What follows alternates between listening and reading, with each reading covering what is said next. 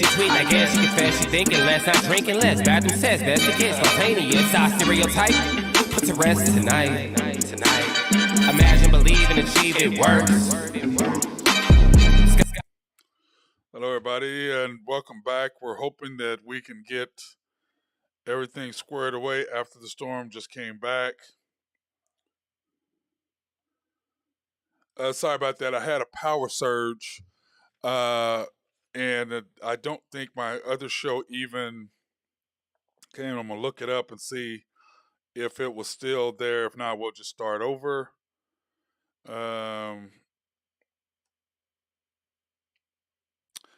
Okay, yeah, now I'm back on Facebook. Okay, I lost everything. But anyway, I'm going to start over. Let's just start from the beginning. The Thunder comes back and they win 137-128. And it was just nice for their third win in a row. And the Thunder are now 31-34. So there were some big games tonight in the NBA. So we'll talk about that here in just a minute. And, of course, the Golden State Warriors are now 34-32, and their woes on the road continue.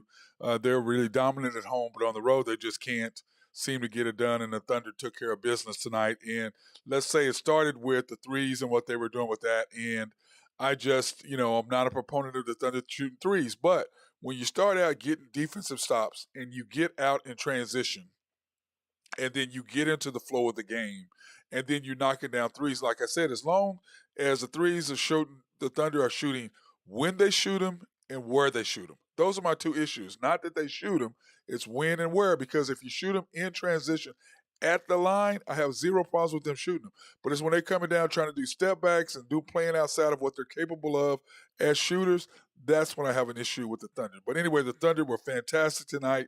And part of my keys to the game, and let's face it, I was kind of a little bit off tonight, but here were my keys. Get off to a good start, which was great. Get back in transition D, which we had some issues with, because a lot of times what the Thunder will do, they will make shots, but they won't get back in defense, and then Golden State scores within 4 seconds. And that probably happened 6 or 7 times tonight. Continue to move without the basketball, and don't get into a three-point shooting contest with them. And what I meant by that, when I said that, what I meant by that was I don't want them to come down, shoot a three, us come down and shoot a three, and get into the shooting thing like that. And that's happened a couple times, but for the most part, we were extremely disciplined in when we shot the threes and where we shot the threes. We were primarily on the line. Now, Isaiah Joe has some more range, so he could be back.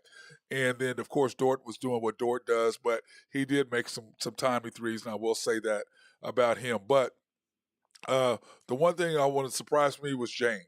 Now, K. Will being hurt, Kendrick Williams being hurt, they now have allowed them to put Jang in there just to see what he does. Now, like I said before on many shows, I'm not going to judge him until next year. When I do the grades for everyone for next year, that's when I'll have a good feel for him. But I will say I have been impressed by him. And those of you that know me, when you're doing good, I'm going to compliment on how good you do it. But I'm going to call you out with your mistakes and the flaws and the different things that you're doing. I'm going to call you out on that, because I think as people who listen to my show, you need to understand, and I'm trying to educate you as well. Like at the game tonight, I was trying to talk to some people and explaining things to them. They're like, "Oh, I never looked at it." I go, "That's because you're a regular person. You're not a player. And when you're a ball player, you look at things differently. You see the little intricacies of how people move and what they do and the ball movement and all those things. Those are things that I see that you guys don't look at because you're not really paying attention. You're just looking and enjoying the game as a whole, which is nothing wrong with that. But part of what I'm trying to do here on the show is to kind of give you a more feel for how the game is played, give you more knowledge, because I think the more knowledgeable you are about basketball and about what the Thunder can and can't do and what players are capable of or not, is going to make you a better fan. And if the more informed you are, the more excited and the more willing you're going to want to be to come to games. So that's kind of how I look at the Thunder. But anyway, we start off the game with SGA, Dort, Josh, J. Will, and Wiggins. Hey, how about Wiggins starting in, because J-Dub took the night off and did not play, coach's decision. But I will say this with Wiggins, what are we now, 8-1 is him as a starter or something stupid? It's just amazing how when he starts and plays a significant minutes, how well he plays. Now, what I've been saying on the Unpopular Hour, which is our daily sports show, and on After the Storm, is that the coach, to me, needs to cut down the number of players that are playing. You cut it to 8 or 9. You just have to. Because the thing is this, everybody in Oklahoma City knows that we have a young team and we're on the rise. Everybody knows that. And everybody goes, next year we're going to be the anticipation is great for next year. But I'm saying this year, dude, we can make the playoffs if our coach plays the right rotation of players. If he does the right situational, he doesn't cost us 6 to 8 points a game. And look, what Tom Thibodeau did in New York, the reason why the Knicks are winning is because he said, look, I'm playing this many players. I said, I'm playing 8, 9 players. That's all. And we're going to play it like playoff basketball. And since then, the Knicks have went from, 11th to 5th? And that's what I'm saying about what our coach needs to do. Hey, Lindy Waters, I like him, but he don't need to be playing because he came in and he played good tonight, no doubt. But when he left, you took the rhythm out of the game because these guys aren't used to playing with him. So you stick somebody in that people aren't used to, he makes some shots, they're like, okay, then all of a sudden they're like, depending on him, that he's not there. So you've got to say, okay, Lindy, you next year we'll play you. And I understand why he's playing. Now, I wouldn't do it because I'm just like, look, I believe if he doesn't play and you get to the playoffs or you get a chance to more winning, people are not going to be as interested in having him in the game. Okay, I'm saying that as politely as I possibly can. So to me, it's like, hey, I like Lindy, but you need to have SGA, Dort, Giddy, J-Dub, J. Will, Aaron Wiggins, Isaiah Joe, Sarch, and now Jang. He's doing really well, and Jang. Okay, so that gives you 9 right there. Okay, that's 9 right there. So to me, that's the group you go with. That's what you're rolling with. If you're going to put Jang in there instead of K-Will, if you're going to stick him in there, this is the 9 you're going with. And Sarge is playing really, really well. I really like for what he's doing right now. He's slowly starting to fit in. Okay, so to me, that's what you go with from now on. For these last remaining, 17 games, I think is what we have left or so. And we have 6 more home games. And what I said yesterday is that we've got to go 5-2. And I said it today on the Unpopular. We have to go 5-2. Now, I was talking to my guy, Drew Hinthorn of HuskerDrewPicks.com and High State Carry Ben Dillman. They think the Thunder will go 4-3. But I think we can go 5-2. Now, the big issue is we have Phoenix twice. Now, the question is, the second time we play Phoenix is what? The I think we are 4th to last game of the year, which if they're playing and it doesn't really matter, those 4 games are not going to determine their seeding, then I think we have a chance to beat them. If Kevin Durant's playing, I'm not sure what kind of a chance that we will have. But that being said, the Thunder need to win, like what are we now, 31? So I predicted we would be 40 games, so we've got 9-17, so we've got to go 9-8 to reach the goal that I thought that we'd have to get to in order to reach the goal of 40 wins, A, and B, to get us in the playoffs. But I really think I would love us if we can go 11-6 or 10-7 with last 17 games. I think that will really improve the Thunder's chances of moving up. Now, tomorrow on the Unpopular Hour, we will have the updated NBA Western Conference standings. Here are the standings as they stand right now. Okay, the Clippers are 31-34. The Blazers are 31-34. The Lakers are 31-34. The Pelicans are 31-34, and we're 31-34. And tonight's games, let's see. I'm gonna pull up the NBA scores right now so we can kind of see what's up. Okay, so let's see who lost in the West tonight. The T-Wolves lost. Okay, so the Timberwolves are 6, so that really doesn't help us that much. But you look at the Grizzlies, the Jazz got beat, which helps us. Okay, because remember, they're now 31-35, so now we jump up ahead of them. The Trailblazers did not play. The Mavericks won tonight, so that does not help us. So, like I said, tomorrow we will have a better picture of what's going on. But you can see right now by the Jazz losing, and that's really, really helped us. We'll be able to move up along with the T-Wolves, but the T-Wolves are kind of up above us, so that really doesn't affect us now. But every loss will help the Thunder. So that being said, at the end of the first quarter, the Thunder were up 40-30.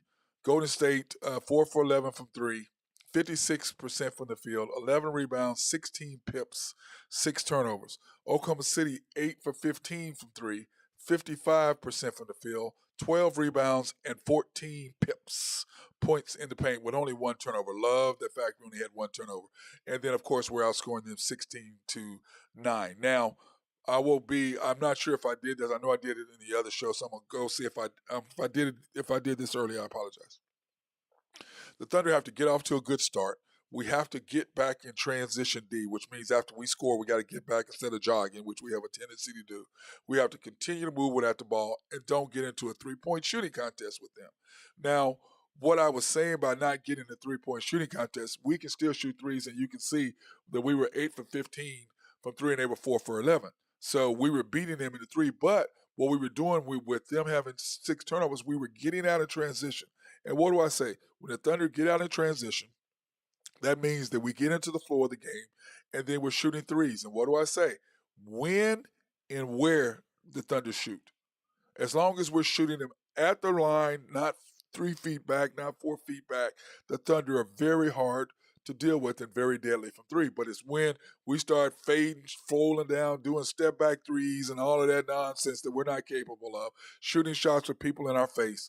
That's not who the Thunder are. You can't make those shots. Now, you're going to make some, but you're going to miss more than you make. And that's how that works. And as long as the Thunder can continue to do that, but what we did is that there were 4, 5, 6 times that we did not get back in transition, which allowed the Rockets to go on runs. But I did love what we were in attack mode. And with SGA, we're always in attack mode with him. But who was else in attack mode? Josh Giddey. And like I said, we have the big three now, our big three. That's SGA, Josh Giddey, and J-Dub. Now, Wiggins made up for that tonight, and Lou Dort is the 4th outlier. And like I said, I want him to average 10, 12, 13 points a game. That's where I would like him to be. I need SGA to be right at about 28 to 30. I need Josh to be right at about 22 or so.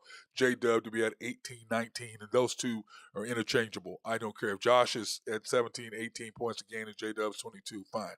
And then Dort is coming in, and then next year you can add Chet for probably about 14 a game, as long as Josh is on the floor with him. But the Thunder did a great job of staying in defensive position. And by doing that, that allowed us to get some steals and get some long shots, because what do long shots do? Long shots equal what? Long rebounds equal what? Transition points equal what? Flow of the game. So by that happening, the Thunder got out, and that's what allowed us to have this big lead. So going into the second quarter, Thunder up by 10. They start Jang, Waters, Dort, Sarge, and Wiggins. Now, they did have Josh at first. And if for some reason he pulled Josh out and put Dort in there, I'm like, okay, who the hell is your point guard then? I mean, you've got Jang, Waters, Dort, Sarge, and Wiggins. So is Wiggins or Dort? Who is your point? What was that? And of course, that did not last long, because all of a sudden, within 2 minutes, it was 42-39. I'm like, once again, the coach's combination, he costs us 6 to 8 points a game because of his rotation and the people he's got in the game. It is what it is. And the more I'm telling you this, the more you open your eyes and pay attention to who he has in the game. You look at the score, you watch who he has in the game, and you watch what happens. He costs us 6 to 8 points a game because of his rotations. And when he did that, I'm like, what? We looked at each other like, are you serious? You're taking Josh out and putting Dort in as your point guard, Lou Dort? Wow. Of course, that didn't last long, and then he ends up keeping Dort in and putting Josh in for Wiggins, which that's fine, whichever, if you want to start Dort, but Josh has to be on the floor. And what have I said for the last year and a half? SGA or Dort or Josh have to be on the floor. Now it's SGA, Dort, or J-Dub and Josh. One of those three or two of those three have to be on the court at all time. Now, when SJ is on there, you don't really need J-Dub and Josh to be on there. But when SJ is not on there, I'm much more happier when I see Josh and J-Dub both on the floor when SGA is not. Because I think the presence of both of them take up for what SGA provides. So that's kind of my thing on that. So anyway, with 10 minutes to go, he puts Josh back in again because all of a sudden we were up 10 and now we're up 3. And then what I saw is that we were trying to get in rhythm, and it was just kind of a hard thing. And then Lindy Waters knocked down some threes, which, like I said, I have zero problem with him. If he's making threes, I have zero problem with him in the game. But my issue now is I don't want him in the game, not because of what I just said, but because I want us to cut the rotation down to 9. This is playoff basketball right now. That's the way we have to look at it. You have to play 8 or 9 players. You've got to keep those in sync so they know and they play together. They know what each other's doing. If I'm going to go here, you go in there. But right now, when you throw in Lindy and those guys who they're not used to playing with all year long, now it's kind of like, okay, where do we go? What do we do? What's going on? You have to keep your rotation small and just decide, here are the 9 we're going with. And Jang, if he continues to play, then that's your rotational guy in your 9th. And Sarge keeps doing what he's doing. So then it's 46-39, and you've got SGA, Starch, Josh, Lindy Waters, and Dort. And like I said, Lindy came in and was playing really well and doing what he needed to do, played a lot of minutes, knocked down some shots. All of a sudden, the Thunder are up 53-41. 53-41. Like what I was seeing right there with that group. But then all of a sudden you take Lindy Waters out, and then what happens? The flow of the game gets completely messed up because people are like, okay, where do we go? What are we doing? Where Lindy was normally there, he's not there. You've got to keep the guys together that understand where each other are. You got to keep the rhythm of your patterns together. You've just got to go, look, we're playing 9. The rest of you guys, sorry, you guys are going to sit the rest of the year. They're bench players anyway. So here are the 9 we're going with. We're going to try to go in because what I was saying tonight, the Thunder, we all, like I said, we're all excited about, we know we're going to be pretty good next year. And everybody's excited about next year, no question. Because if we get to 40 wins this year, we should be 45 or 50 next year. Okay? Chet coming in, hopefully he's going to do what everybody thinks he's going to do. I just don't, but hopefully he does.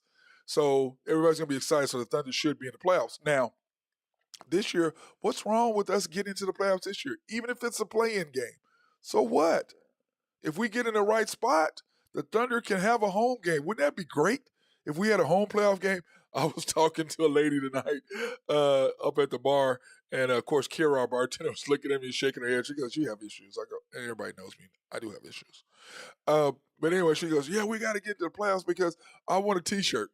And I spent all this money on tickets, and I want a T-shirt." Now, of course, if you've been to the Thunder game to make the playoffs, they put T-shirts on the back of the chairs.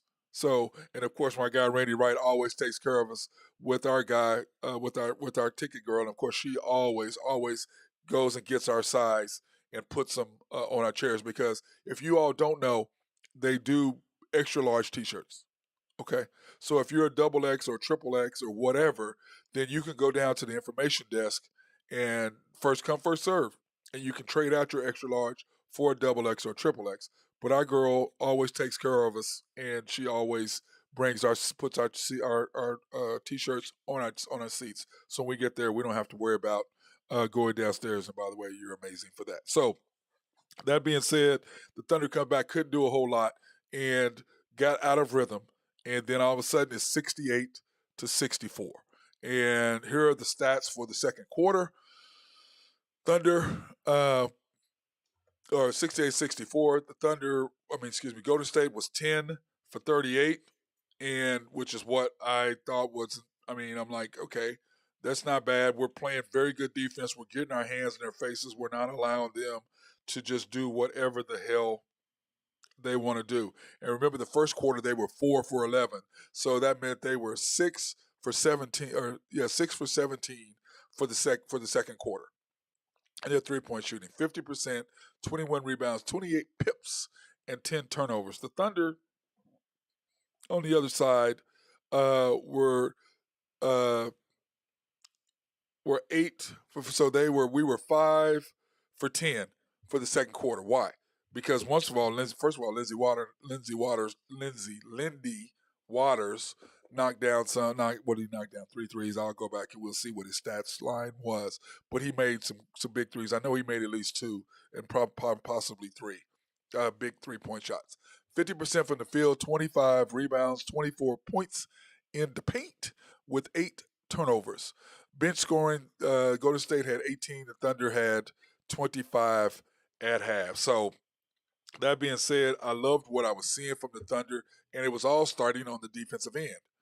Turning those guys over. Now, we did get some turnovers there in the second quarter. We had 7. And that had a lot to do with them getting in and SGA getting into bad situations. And like I was saying, he loves to drive to the paint, but a lot of times he'll get frustrated and try to slide between 3 or 4 players and guys with length like Golden State has. They're long. They have lengthy guys with long arms. They get their hands on balls, and also Josh was trying to do some things with the ball that he's just got to stop trying to make passes that he was trying to make. He's got to cut down on that. But anyway, that being said, love what I saw from the Thunder. The Golden State was going to make their run. Steph Curry was doing Steph Curry stuff, as he always does. But I just loved the fact that every time they made a run at us, that we were able to keep them from catching and taking the lead and stepping away from us. So I liked what I saw from the Thunder at that point. So now, of course, we're going to take this opportunity to thank our sponsors, Collaborative Logic.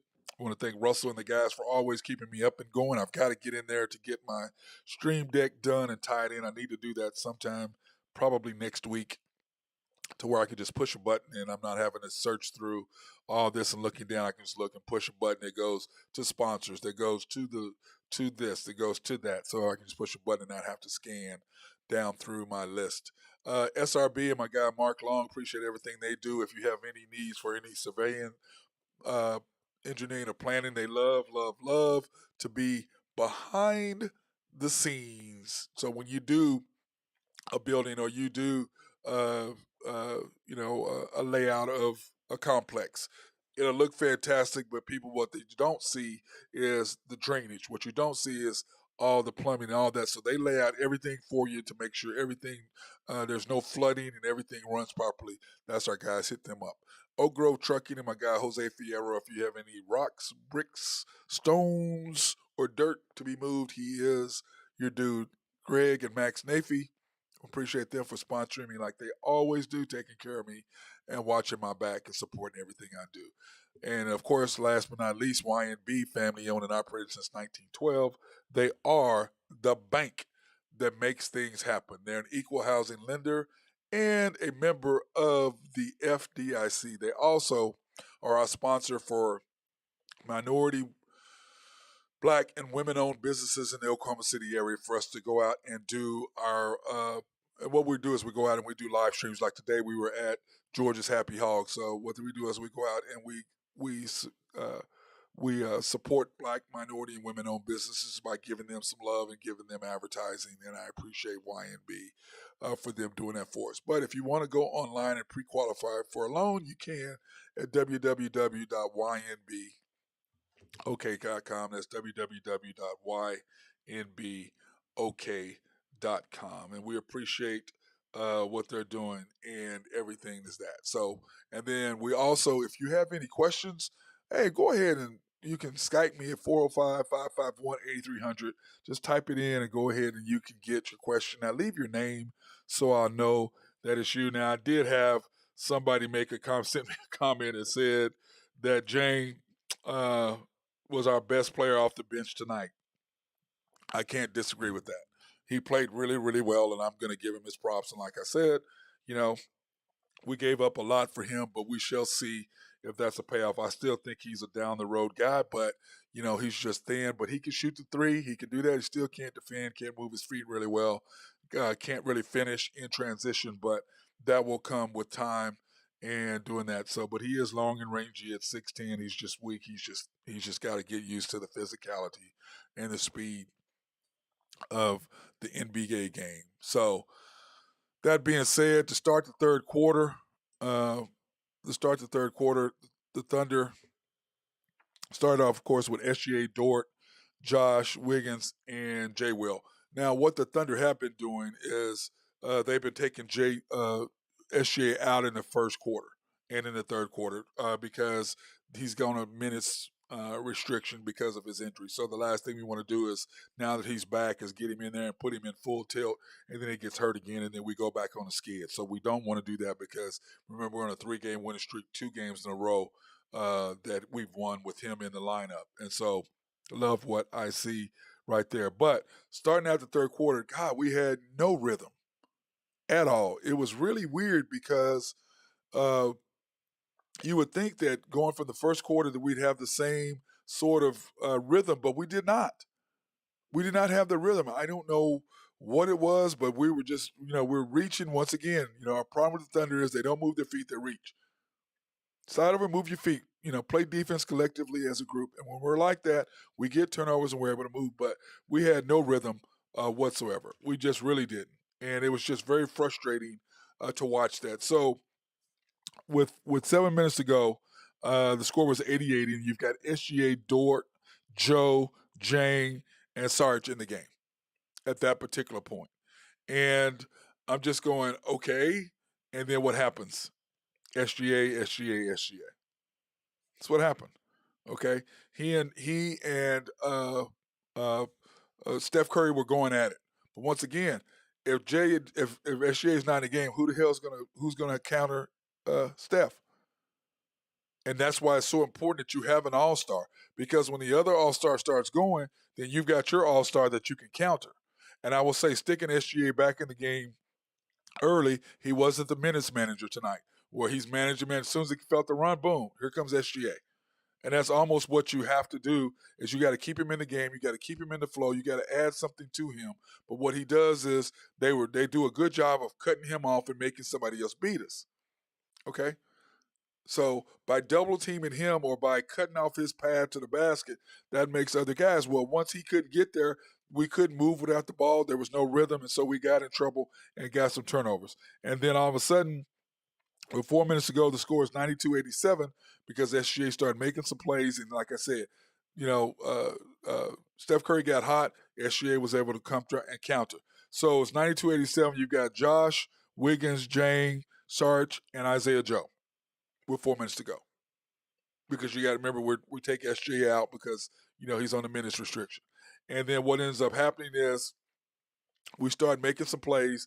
Then we got a little stagnant. Then all of a sudden, here comes SGA back.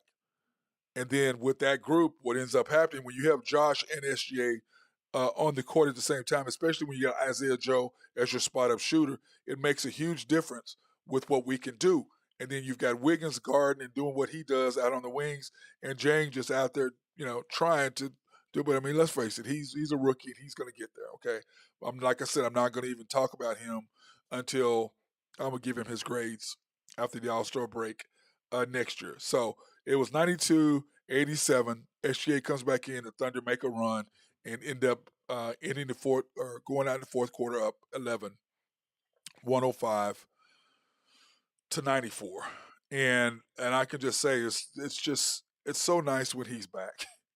You people just don't understand what a luxury it is when you have an all-star player. When the other team makes a run, he can just stop it.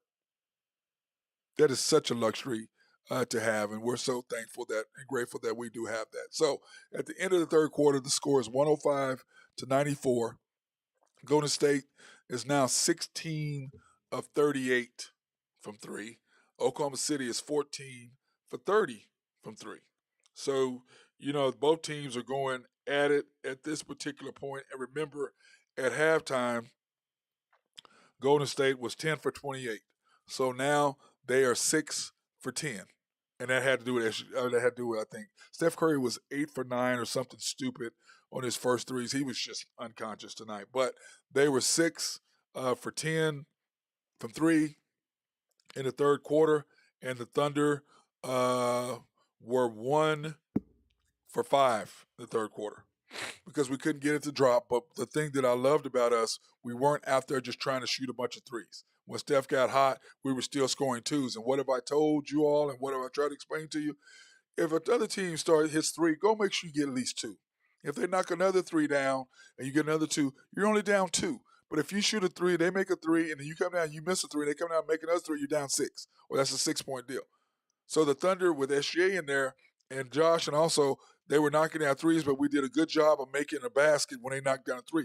We did not get in the 3-point shooting contest with them. So what that allowed us to do was stay close, stay in contact. Unlike every time we lose to them, we get in this 3-point shooting contest with them. We come down, shoot a 3, they make a 3, we shoot a 3. We miss, boom, they come down, shoot a 3. Make another 3, we come down, miss again, and then they come down, make another 3. All of a sudden, we're down 9, or it's a 9-0 run, just like that. Boom. That's what Golden State does. But if you come down and you get a 2 to their 3, that's only a 1-point difference. So if they do 3 threes to your 3 2-pointers, you're only down 3, not 9. That's how you keep them close. That's what you do. But most teams get in a 3-point shooting contest with them and get in trouble. So at the end of the third quarter, Golden State is shooting 54% from the field with 25 rebounds, 44 pips, which points in the paint, and 14 turnovers. The Thunder are 14 for 30 from 3, 51% field goal percentage, 37 rebounds, 42 pips with 9 turnovers. Bench scoring, OKC 33, Golden State 24. Love what I was seeing from the Thunder, playing really, really smart basketball, playing within ourselves, not getting caught up and trying to keep up with Golden State. And what have I said? As long as we play within ourselves and we understand that we get off to good starts, which we're not doing that third quarter. But what did we do? We managed their runs. And like I said, if they get on that run and start getting 3, just get baskets. Make sure you score. Don't get to the point where you shoot a 3, they shoot a 3, and all of a sudden that's how they blow you out. And that's how they beat us the last couple of times. It's simply because we started getting out and started trying to match them. And then as soon as we score, they boom, 2 passes, they're shooting a 3. So all of a sudden, bam, and then we're like, oh my God, here they go. And you get caught up in that instead of going, okay, let's slow down. Let's understand where we're at, and let's take our time and manage the game. That's how you beat Golden State. Okay? You manage the game, you manage what you're doing. You don't get caught up and try to shoot threes and match them, because once you do that, nobody shoots like them. Okay? There's no other Stephs, there's no other Clays. You're not going to do that. And even tonight, Dort got in, he took a long 3 from the corner, boom. It shoots off, long shot equals long rebounds, equals a transitional point, equals a 3. And then, of course, coach pulls him out of the game. Like, dude, what are you doing? You can't come in there and start shooting threes. First of all, you're not very good at it. And second of all, what do I say? It's when and where you shoot them. If you shoot it from the corner and it hits the front of the rim, they're gone. And by the time Dort got to half court, they were already coming back the other way. It's not rocket science here, guys. Not rocket science. So start the fourth quarter. It is now, you start with Wiggins, Giddey, Jang, Jay Will, and Isaiah Joe. And I'm like, okay, at least you got Josh in there, and you've got Isaiah Joe. So now you've got guards. Unlike the second quarter, you've got guards. Okay, so we can handle what they're doing. And the fourth quarter, let me take my hat off to my Thunder. They played really good defense. They were matching them. They were very aggressive. They were attacking the basket. They were doing all the things that we needed to do. We were turning them over, getting out in transition, and that just basically blew the game open. I mean, that's what blew the game open. Now, what did they do? Of course they came back. It's Golden State. They're the world champions. Of course they came back. And behind that, Steph Curry dude just knocking down threes. But what did the Thunder do? The Thunder maintained and managed that run that Golden State was going to make. Because it was 120-108 with 7 minutes and 30 seconds to go. And then SGA comes in the game for Jang. And then what did the Thunder do? We had to match that. But what Josh did, Josh just took over. And he's capable. And that's what I've been waiting for him to do. And he's slowly starting to do it with more regularity. Because the more Josh becomes an alpha, then all of a sudden you've got SGA, who we already know he's an alpha. J-Dub, he's an alpha in the making. And Josh is starting to understand what an alpha is. So when you have those three, that three-headed monster that you can possibly have, and then, if Chet can come in and give us anything, and if he's the guy, if he's 3/4 of what they say he is, which means he's a quarter more of what I think he is, then I'm going to be extremely happy, and the Thunder are going to have some life. And then you got Jang if he continues to grow, but he's going to have to put on some weight, and he's going to have to be able to finish in transition, and he's going to have to be able to move his feet and understand the speed of the game. So if he can do that, the Thunder are going to be well on their way. So, but today, Josh, I mean, every time they made a run, Josh Giddey, Josh Giddey, Josh Giddey. And what happened yesterday? Same thing the other night. SGA made the run in the third quarter to keep us in by getting the steal, kicking it to Isaiah Joe, then getting 2 steals back to back. All of a sudden, we're up 10. Boom, we're up 17. Same thing with Josh in the fourth quarter. All of a sudden, he went 3, 2, 2. Boom, we're up. We're back up. Game over. Tonight, they made a run. They were coming at us. Josh bucket, Josh bucket, Josh assist, Josh assist. But here comes back Josh, another assist. He had 17 tonight. Played really, really well. Was really pleased with what I saw from Josh Giddey. But like I said, he's slowly starting to understand what it is to be an alpha, what it is to be a closer. And once he really totally gets that here, the Thunder are going to be, man, it's only the road up. But my issue is I don't know if this coach can get us to where we need to. He's been fantastic in getting us to where we need for what he was wanting to do. But now you're at the point where an NBA team goes, okay, if we're going to go to the next level, then we got to get a coach to get us to the next level. And then I hear people all the time talk about, oh, well, Oklahoma City is cheap. Go pay somebody and say, but we're going to make it incentive laden. We're going to give you $2 million, $3 million, whatever the base is, and say, okay, if you win 50 games, you get another $500,000. If you're in the top 5, you get another million. Whatever it is, you can make an incentive laden to where you can make him go up. And then, let's face it, if we're winning 50 games, okay, you think that place is not going to be filled again like it used to be? Then you can afford to pay him because you're making tons of money. And remember, we have a new facility coming. We're young, which is going to allow us to be able to fill that place up. So, to me, the Thunder's growth and what it is, it depends on SGA continuing on his path, which I'm not worried about. Josh Giddey continuing to ascend, and then J-Dub actually turns into an alpha. But remember, the lead dog is SGA. He is the lead dog. He is the stopper. Like I said, J-Dub is in the making, and Josh is trying to figure out how to be one. And then you've got Dort in there, kick him over, make him play defense, shoot very rarely, cut all that drive into the basket, trying to be a scorer out. You get Chet in, so hopefully Chet will do something. If Jane continues to grow a little bit, you got that. Then, of course, you still got Isaiah Joe knocking down shots, and you've got Wiggins doing your thing. Plus, you have the draft. So we can add a big guy that's a shot blocker or some sort of presence in the middle, and then you add a shooter, which we've got to have a shooter that can play defense. Long, they can guard, and they can defend. What I mean by that is long, athletic, and they can defend, and they can also knock down the three. That's what we need consistently. So if we get that, we'll be fine. So end of the game stats, like I said, the Thunder are 137, Golden State 128. Golden State is now 34-32, and the Thunder are now 31-34. So I cannot wait till all it's updated and to be able tomorrow. And remember, check out the Unpopular Hour tomorrow, our daily sports show. You can, like I said, you can look it up on YouTube. But we'll show you that here in a minute. But anyway, Golden State is now 20 for 35, 20 of 51 from 3, 52%, 33 rebounds, 50 pips, 21 turnovers. Oklahoma City 17 of 37, 53%, 44 rebounds, 56 pips, 15 turnovers. And Golden State had 26 points off the bench. Oklahoma City 41, and you know how I love to do this, the comparison from the first half to the second half to see what adjustments the coaching staff for the Thunder made. Golden State was 10 for 28, so that meant they were 10 for 23. 10 for 23 from 3 from the second half. Oklahoma City were 4 for 12 for the second half. That's pretty good. Pretty good. No, it's not. And that's what got us in trouble. Started matching them. In the first half, we got out to that lead, but second half, we started missing and started doing that. But what we did do is that we scored points in the paint, which is what the Thunder have to do. 25 rebounds to 44, 24 pips and ended up with 56. So 32 points in the second half, which is the difference, which made up for our threes.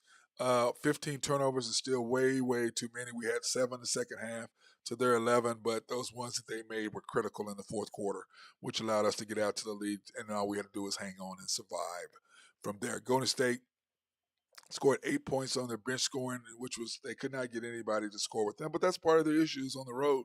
They can now win on the road. Oklahoma City scoring 16 points first half to second half. So 16 points in the second half from the bench. Now, when we look at the box scores, here are the box scores. And I'm going to start doing this. I was doing it the other way, and I thought, man, why am I doing this? Why don't I just go ahead, instead of me putting it in, just go ahead and copy and paste this so you guys can see who didn't play and why, coaches' decisions, and then you can see how many minutes people played and their percentages. You got to say Jalen Williams, 27 minutes. Like I said, he needs to be playing. That's about the right amount. I want him playing that 18, 19 minutes. It's ridiculous. He needs to be playing around that many points or that much time a minute with 15 points, and look at him. He's very productive when you have confidence in him and keeping him out on the floor instead of starting him and then he doesn't see the floor again for, 17 minutes, which is just ridiculous. SGA, 36 minutes, 33 points. Remember, he had 37 and 38, 37 minutes. He had 38 points in 37 minutes the other night, just a beast. Aaron Wiggins, once again, when he starts, it's just crazy. What are we, 8-1 or 7-2 or something stupid when he's starting, but he doesn't, which I understand. J-Dub is in. He's the guy, no question. 32 minutes, 5 for 12, 1 for 3, with 4 rebounds and 0 assists. We got to improve on that. Josh Giddey, triple-double. Look at that. 37 minutes, 6 for 11, 1 for 4. Man, 11 rebounds, 17 assists. What a night for Josh. Loved what we got out of him in 17 points. Lou Dort, 35 minutes, 4 for 11, 2 for 5. It's all the threes. I want him shooting by about 5. And then that's about his line. But I want him maybe shooting maybe 8 times a game. I don't know if I really want him shooting 11, maybe 8 times. Sarge, 15 minutes, 6 for 8. He was just, he's just been playing great. Cannot complain of anything what I've been seeing from him. Lindy Waters in 6 minutes, 7 points, 2 for 4 from 3. Okay, he made 2. I couldn't remember if he made 3, but he made 2 threes. Played good in those minutes. I have 0 faults for them. I just don't want him in the lineup because of the simple fact. My thing is when you look at these 5, 6, 7, 8, 9. Okay, guys. My thing is this: Lindy Waters doesn't play. J-Dub does play. And then you roll with that 9.